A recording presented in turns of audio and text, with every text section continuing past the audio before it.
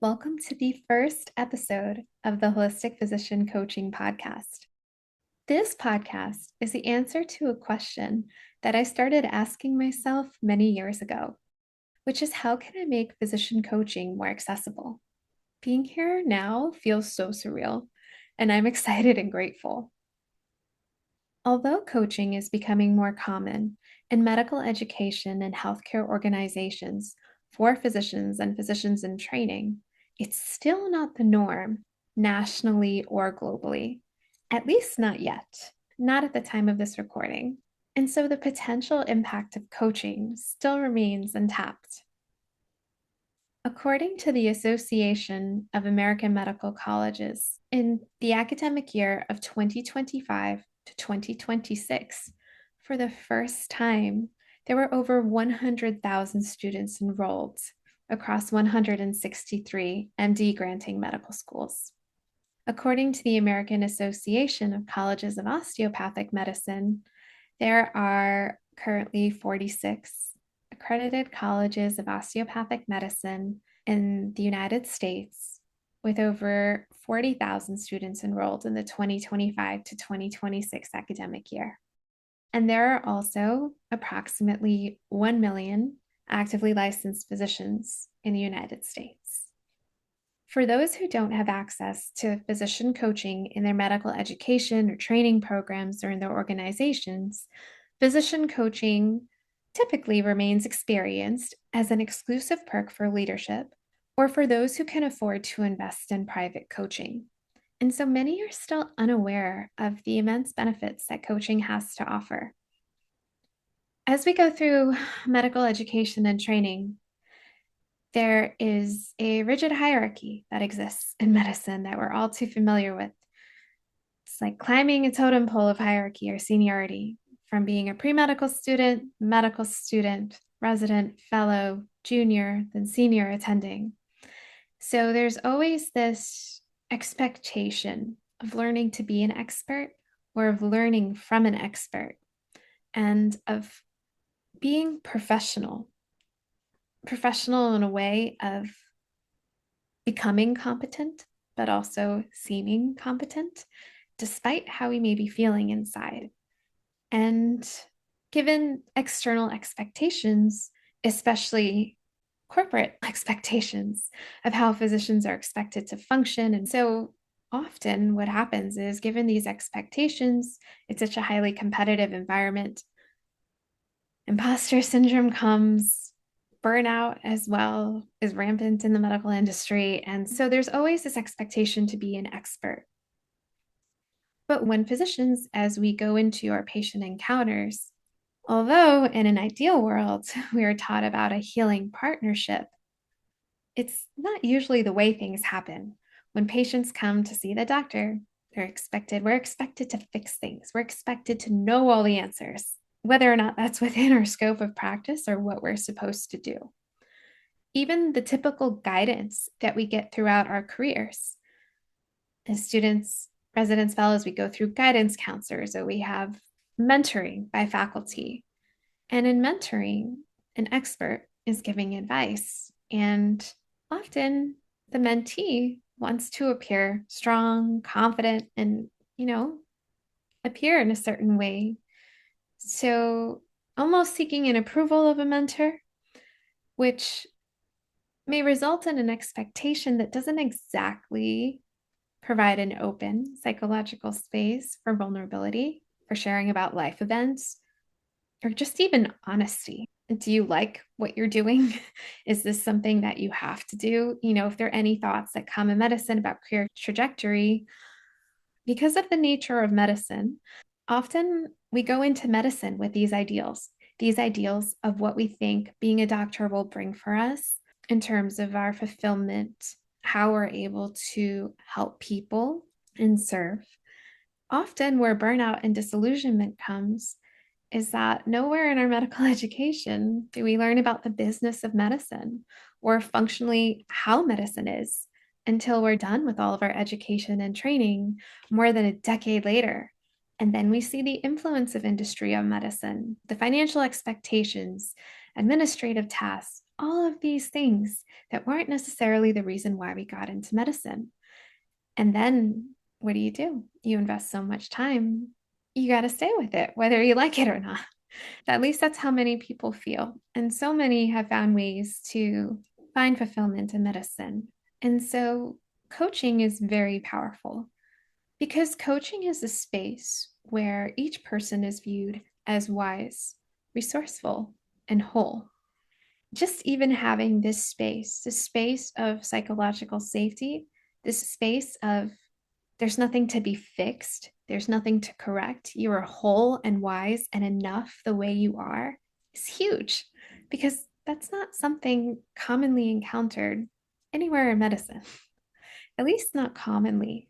Not only is this huge for providers, this is huge for patients because then with coaching and learning coaching skills, patients then also are encouraged to foster their autonomy and make self directed goals, educate themselves. And then it truly can become a healing partnership where what if physicians were able to walk into an encounter viewing each patient as wise, resourceful, and whole, rather than someone who needed fixing or saving or worrying about.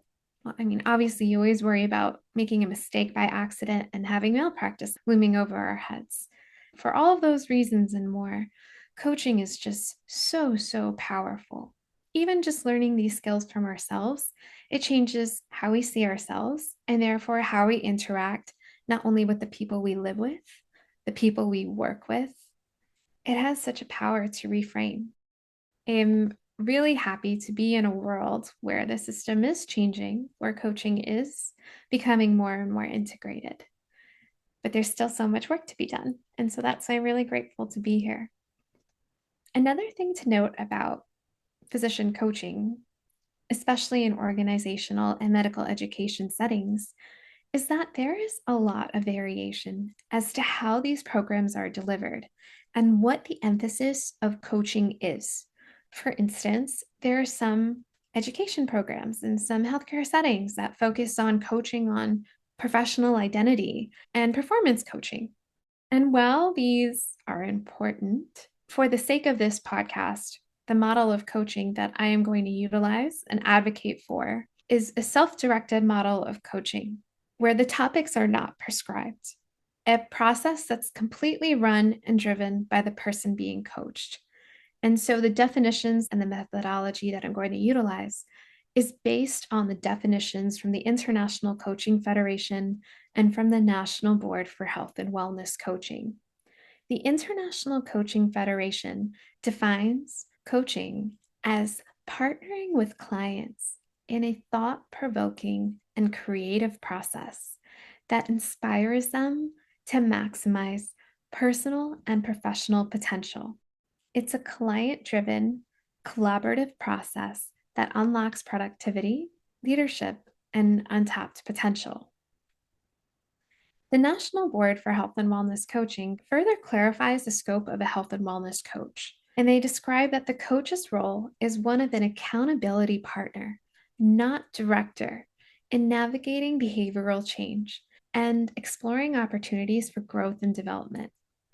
As facilitators of the behavioral change process, health and wellness coaches support clients to achieve self directed goals and behavior changes consistent with the client's vision for health and well being, which may be informed by treatment plans prescribed by the client's professional healthcare team. On their own, coaches do not diagnose, interpret medical data, prescribe or deprescribe, recommend supplements, provide nutrition consultation or create meal plans, provide exercise prescription or instruction, consult and advise, or provide any psychological therapeutic interventions or treatment. And so for this podcast, these definitions are the foundation to the coaching that I'm going to be utilizing and advocating for. These definitions are so powerful.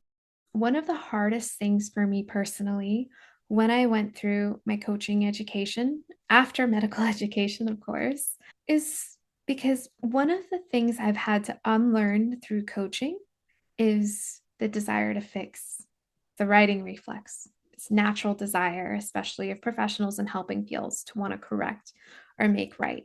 And I'm still working on it because sometimes that desire still comes out.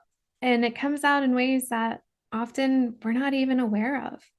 But by not doing it, we get to help the person that we're coaching so much more by realizing that they know what's best for them in the unique situation that they're in and what's right for them and what's going to help them optimize their potential, navigate a shift, and have meaningful, sustainable change has to come from them only. The job of coaching is to facilitate an environment to ask the right questions to help people nurture and access their inner wisdom that often, we're fed how to think.